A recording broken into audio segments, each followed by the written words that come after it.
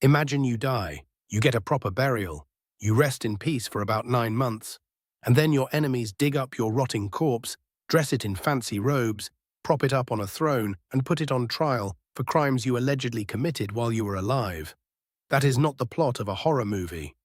That is not some bizarre myth. That actually happened.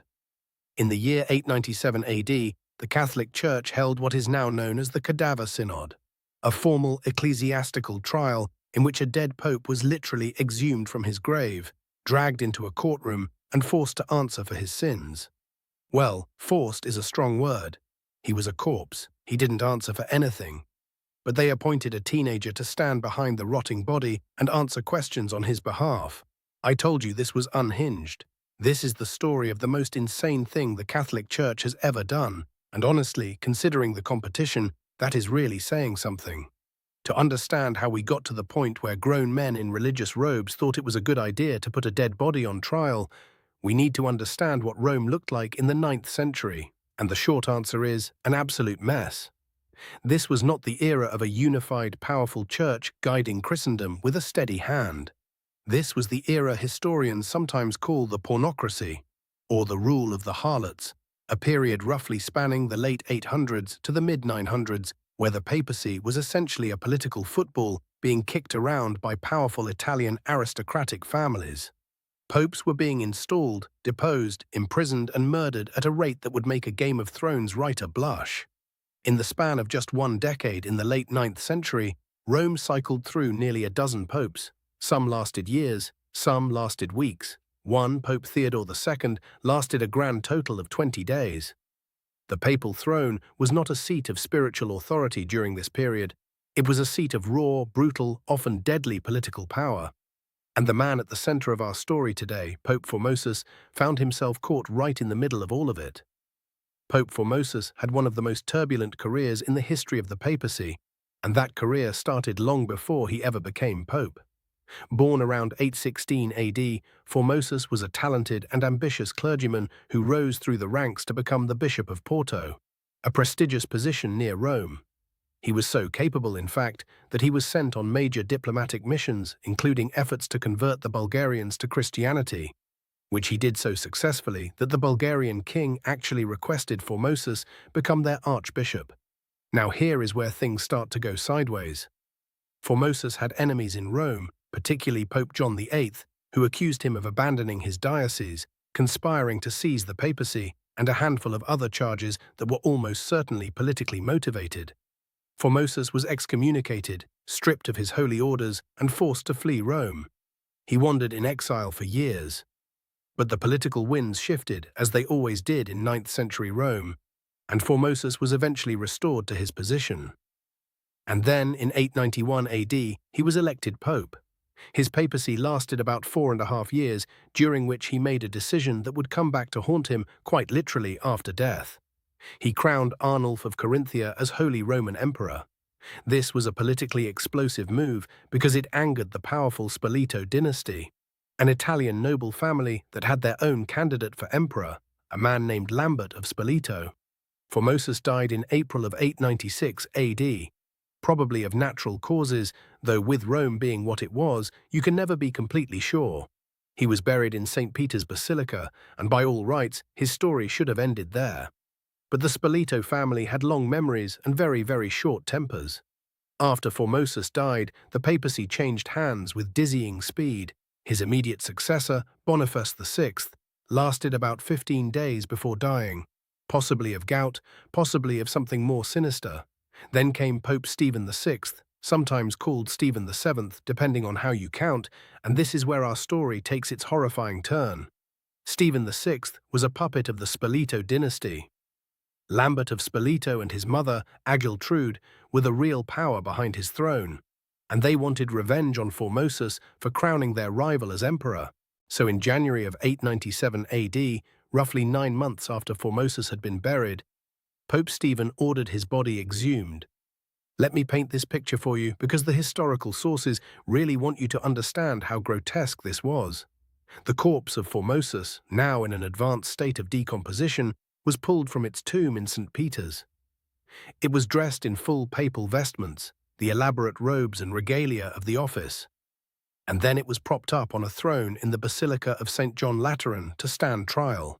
A deacon, reportedly a frightened young man, was appointed to stand behind the corpse and speak on its behalf, answering the charges as if he were the dead Pope's defense attorney. The charges were essentially the same ones that had plagued Formosus in life, that he had illegally served as Bishop of Rome while already being Bishop of Porto, that he had perjured himself, and that he had committed various acts of political treachery. Pope Stephen reportedly screamed at the corpse during the proceedings, demanding answers, flying into rages, asking the dead man why he had been so ambitious, why he had usurped the papal throne. And of course, the corpse said nothing. The teenager behind it stammered out whatever answers he could. The outcome was never in doubt. Formosus was found guilty on all charges. His papacy was declared null and void. Every ordination he had ever performed, every appointment he had ever made, was retroactively annulled. That alone was a massive deal because it meant that bishops and priests across Christendom who had been ordained by Formosus were suddenly, in the eyes of this court, no longer legitimate clergy. But Stephen was not finished. As a final act of desecration, he ordered that the 3 fingers on Formosus's right hand, the fingers used to give papal blessings, be cut off. The papal vestments were stripped from the body. And then, in some accounts, the corpse was briefly buried in a common grave before being dug up yet again and thrown into the Tiber River. A dead man, humiliated, mutilated, and discarded like garbage, all to satisfy a political grudge. Now you might think that after such a spectacle, Pope Stephen VI would have consolidated his power and moved on. You would be wrong. The Cadaver Synod did not go over well with the people of Rome. In fact, it backfired spectacularly. The Roman public was horrified and disgusted by the trial. There were reports that an earthquake struck Rome shortly after the synod, damaging the Basilica of St. John Lateran, and many people interpreted this as a clear sign of divine displeasure. Political factions that had been neutral or passive suddenly turned against Stephen. Within months of the Cadaver Synod, a popular uprising swept through Rome. Pope Stephen VI was seized, stripped of his papal robes, thrown into prison, and strangled to death in his cell in the summer of 897 AD. He had been pope for barely over a year. As for Formosus, his story gets a surprising redemption arc. His body, which had been thrown into the Tiber, was reportedly recovered by a monk, and some sources claim that the corpse had begun performing miracles. Pope Theodore II, who succeeded Stephen after a brief intermediary pope, annulled the Cadaver Synod entirely and ordered Formosus's body reburied in St. Peter's Basilica with full honors. Formosus's ordinations were restored. His papacy was once again recognized as legitimate. It seemed like justice, however delayed and bizarre, had been served. But because this is 9th and 10th century Rome, the saga did not end cleanly. Subsequent popes flip-flopped on the question of Formosus's legitimacy depending on their own political allegiances. Pope Sergius III, who came to power in 904 AD and was firmly allied with the Spoleto faction, reaffirmed the guilty verdict of the Cadaver Synod and reportedly had Formosus's body exhumed for a second time and beheaded. The poor man could not catch a break, even in death. So why should we care about a grotesque political stunt from over 1100 years ago? Because the Cadaver Synod tells us something important about the nature of power and institutions. This was not just a bizarre spectacle. It was a calculated political maneuver designed to delegitimize an entire network of clergy and political alliances by retroactively erasing the authority of the man who created them. It reveals just how intertwined religious authority and political power were during this period, so thoroughly fused that even death was not enough to escape political retribution. The Cadaver Synod also contributed to long-term reforms within the Church. The sheer scandal of it helped fuel arguments for separating spiritual authority from the worst excesses of secular political manipulation, arguments that would echo through centuries of church reform. It became a symbol, a cautionary tale of what happens when an institution meant to represent the highest moral authority descends into petty, vicious power games.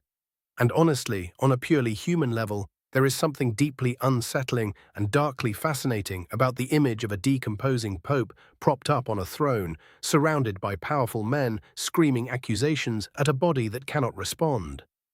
It is a moment that feels almost too absurd to be real. But it was real, and it happened in the heart of Christendom. History is full of strange, dark, and absolutely wild moments. But the Cadaver Synod of 897 stands in a category almost entirely by itself. A dead pope, a kangaroo court, a mutilated corpse thrown in a river, and a chain of consequences that led to murder, miracles, and yet another exhumation. You genuinely cannot make this stuff up. If you enjoyed this journey into one of history's most unhinged chapters, smash that like button so more people can discover this story. Subscribe if you want more deep dives into the strangest, most fascinating corners of the past. Because trust me, there is no shortage of material. And drop a comment below telling me, what is the most absurd historical event you have ever heard of? I want to know, and it might just become a future video. Thanks for watching, and I will see you in the next one.